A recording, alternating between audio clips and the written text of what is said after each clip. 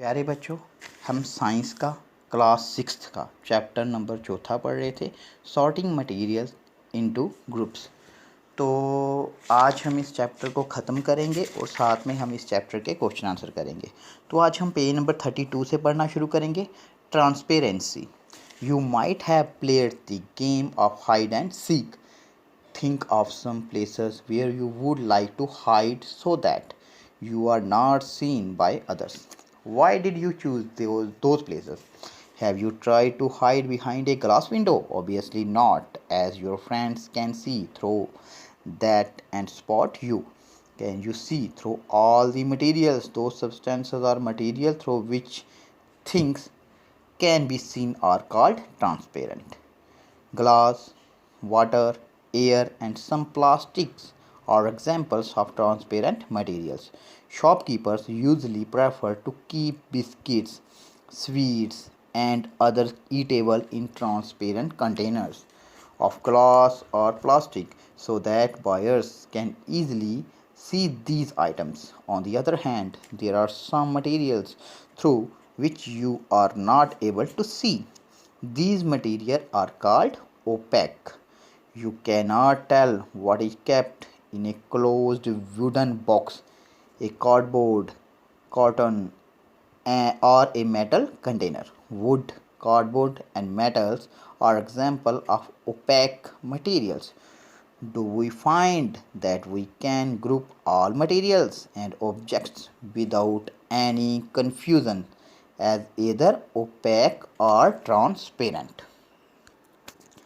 Transparency, material transparent है या नहीं। आपने कभी लुका छुपी का गेम खेला है? आप अपने फ्रेंड्स के साथ कुछ ऐसी जगहों के बारे में सोचें यहाँ आप छुपना पसंद करेंगे। लुका छुपी का गेम तो सबने खेला है।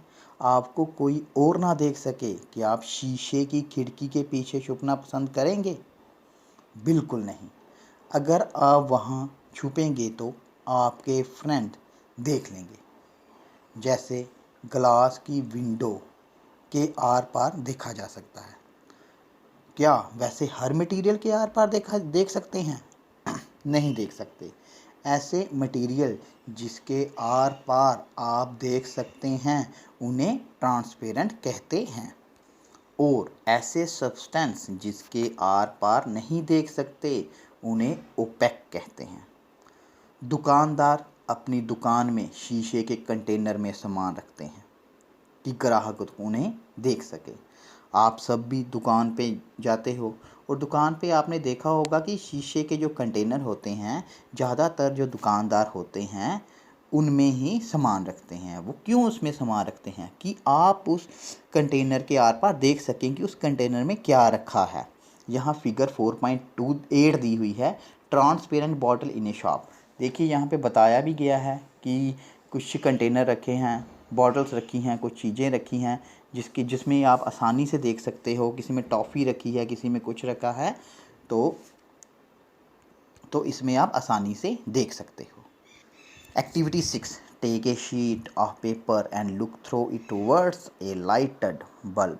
Make a note of your observation. Now, put 2-3 drops of some oil and spread it on the sheet of paper. Look again towards the lighted bulb through that portion of the paper on which the oil has been spread. Do you find that the bulb is more clearly visible than before? But can you see clearly through the oiled paper? Is everything on the other side of it visible? Perhaps not. The material through which object can be seen but not clearly are known as translucent. Recall the oily patch on paper when we tested food items for presence of fats. That was translucent too. Can you think of some more example of translucent material? We can therefore group material as opaque, transparent and translucent. Activity 6. एक paper का sheet लें, उससे देखने की कोशिश करें light bulb को। आपने क्या देखा? अब आप 2-3 ड्रॉप्स तेल के उस पेपर पर डालें।